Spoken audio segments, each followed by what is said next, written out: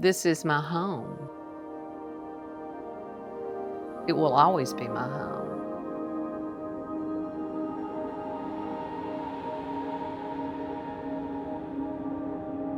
So I'm going to protect it.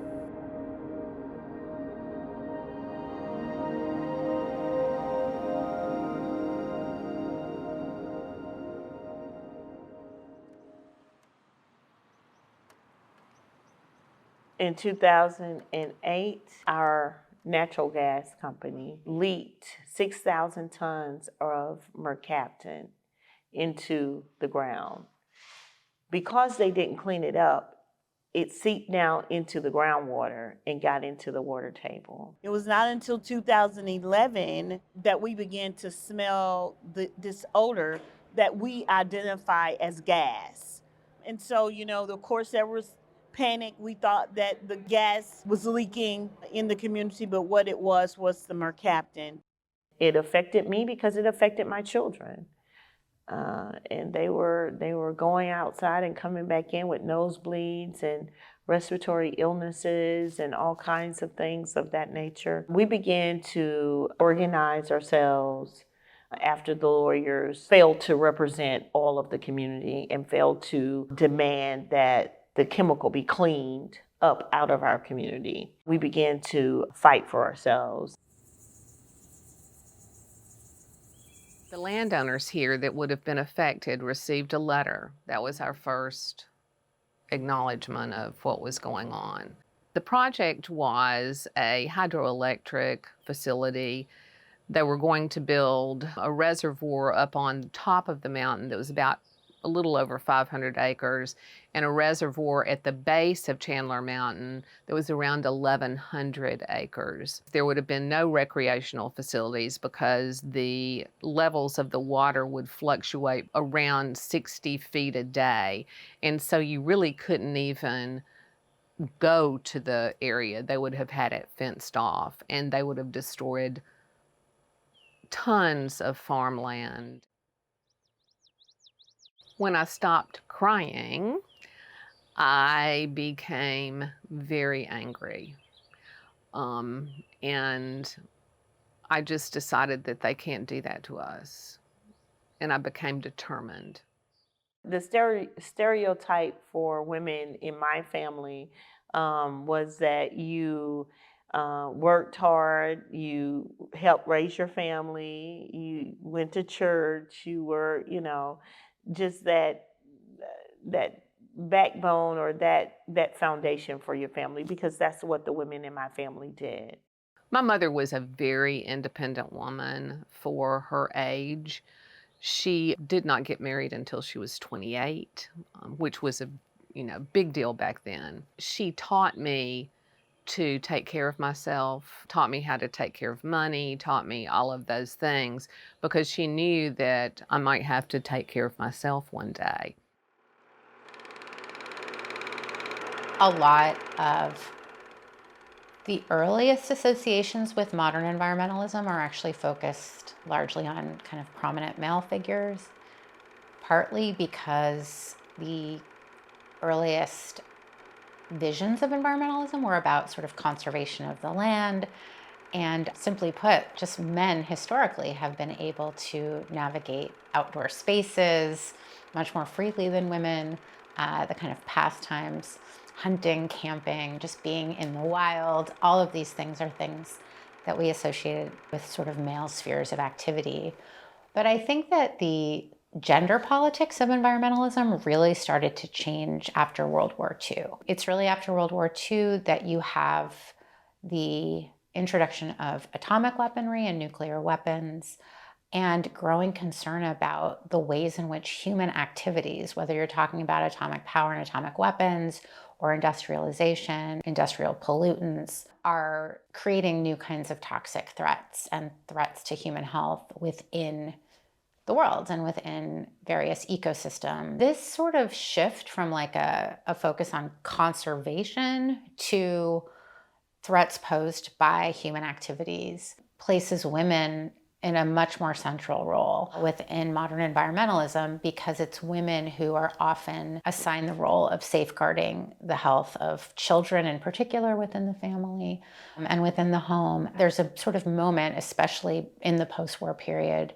where women are assuming a more prominent role. And I would argue that that's only kind of gained momentum in the late 20th century with the rise of what we would call the environmental justice movement. I began to talk to people, and everybody would tell me, there's nothing we can do. There's absolutely nothing. It's a done deal. There's nothing we can do. And so I began to talk to politicians. I talked to the mayor of Rainbow City. I talked to all of these people, and they all told me, there's nothing you can do about it. That was the moment I decided that I'm going to be the one to do something about it, because nobody else was really willing to or thought that it would do any good. We started out by taking health assessments, just, letting people come in and say how that odor was impacting their health. And then we interface with the governmental agencies, with the CDC, with EPA, and our local government. So it was from that situation that we formed our organization, We Matter Community Association, to advocate for, one, them to clean it up, two, for them to make the community whole from the damage that it has caused to not just our quality of life and value of property, but also to the health and well-being of the community members that had been impacted. We had a community meeting, which was standing room only. I got up and just said, we've got to do something, and sort of tried to rally the troops, basically. A lot of our community did not realize how they've lived here forever, and they didn't realize how special this community is. But once we began to discover the historical and the archaeological things that were here, they began to say, oh my gosh, this is so precious to us. We've got to save it. I think just the realization of how different this area is from any other made them very proud to get involved. I think that if people understand that they can do something about helping the environment, then they are very willing to help. Community plays a vital role in environmental justice advocacy, because the community has to come together and beat back the advances of people or industries that don't take in consideration their community and their lives. We continue to work for environmental justice in our community, and we continue to try to educate our community. We continue to try to empower our community, because we feel that is very important. The environmental justice movement is both a product of the earlier environmental movement, but I think it also emerges out of other social justice movements,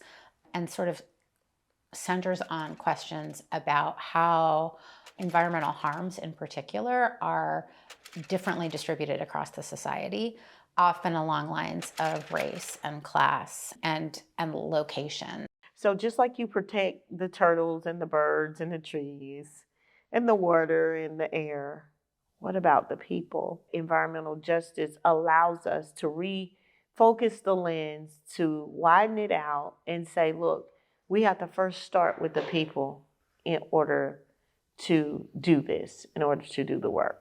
Environmental justice, I think, has really been an attempt to integrate longstanding questions about the environment. The fact that arguably everyone who breathes air and drinks water should be concerned about the environment and should be preoccupied with environmental questions. At the same time, the hazards posed by capitalist societies and petroleum, what we might call petrocapitalism, that the hazards posed by those things are not distributed equally. The morning that they were going to cancel it, I began to get phone calls from different representatives and people in government, and they would all say, the power company's going to cancel it. Now, don't tell anybody I told you. And they all said exactly the same thing. But I mean, I got tons of calls. So I began to call my partners. They were going, I'll believe it when I see it. I'll believe it when I see it. And sure enough, they canceled the whole project. We ended up getting the company to actually put millions of dollars in remediation. It is not completely clean. We really want it gone. The fight goes on that front. There are kind of parallels between the ways in which corporations accrue wealth in part by not paying their fair share. You know, they use the planet as a giant trash can basically and are never made to pay any price for it. And so they're basically doing business on the cheap. They're kind of not paying the full cost. They're not forced to pay the full cost of their own operations. When you just sort of have these pollutants and forms of waste that are degrading the environment, they're kind of getting away with it. I think the intersection between women and the environment is really simple. Women are nurturing. They're born nurturing.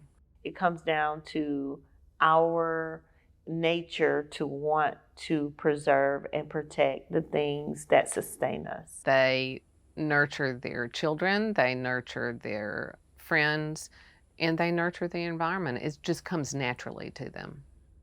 I don't think there's any question that historically, if you look at the role of women in modern environmentalism, like a recurring theme is this claim, like women are nurturers, women are mothers, Mother Earth, mothers, you know, this sort of idea that there's an organic affinity between women's role as nurturers and their care for the environment. Younger people today, I think, are much more sort of open to the idea that there's no such thing as like essential differences between the genders and are less reliant on that kind of model. But I also think there are really important connections between contemporary feminism and environmentalism. Environmental degradation really resonates with women. Women feel more connected to the environment because they can see themselves in it more. Probably around the time I started high school, I had so much eco-anxiety because it's like your brain is still developing and you're trying to figure out what all these news articles mean when they say like, the world is ending, oh my God. One of the teachers, she showed us a Southern Exposure film about the solar tax in Alabama. And it went in depth on the Public Service Commission and all these things that I had never heard of. And I was like, how is all of this happening? And like, I've never heard this. I've never like seen an article about this. I've never seen it on the news. I've never heard anybody ever talk about it. And so I fell down this research rabbit hole. For me, in being a student of the movement, of the civil rights movement, I know that it would never have happened unless it had been for women. There were men that were out front leading it and being the face of it, but the engine of the movement was women. Our innate ability to protect those that we love and things that we love allows us to fight with a fiercer and more intentional fight, I think. We wanted to do this summit to make sure that people in Alabama knew that we were doing this, that are the regulators, and that they see us coming together. I was actually the coordinator, the fundraiser, the program manager. So I kind of spearheaded the whole situation, yeah. This was our very first time doing it, but it's going to be an annual event. And we're so excited about it. It was a wonderful event, and we just are so happy to be able to have pulled it off. There are all kinds of things that women do in capitalist economies that are either undervalued or underpaid. Things like childcare, for example, or caring for babies. You know, there are a lot of things that are sort of baked into the system that aren't being adequately compensated. If I'm afraid, oh well, I'm just going to be afraid and I'm going to do it anyway. I think that's like a universal thing that transition from girlhood to womanhood under the patriarchy. Pretty much everyone has that transition where you have to make that decision of like, I have agency over myself, my actions, I'm discerning, I can see what work needs to be done, see that it's not being done, and do it. And so once we hit that transition and we see that happening in the environment, we're like, okay, somebody's got to do it, so it's going to be us.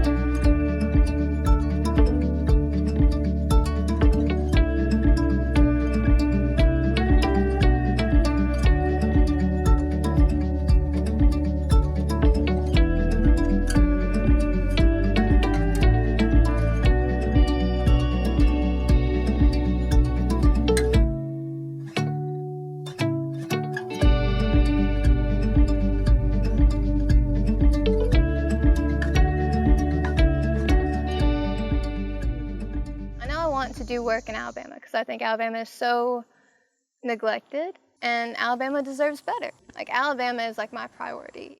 I hope that people will begin to recognize how biodiverse this area is.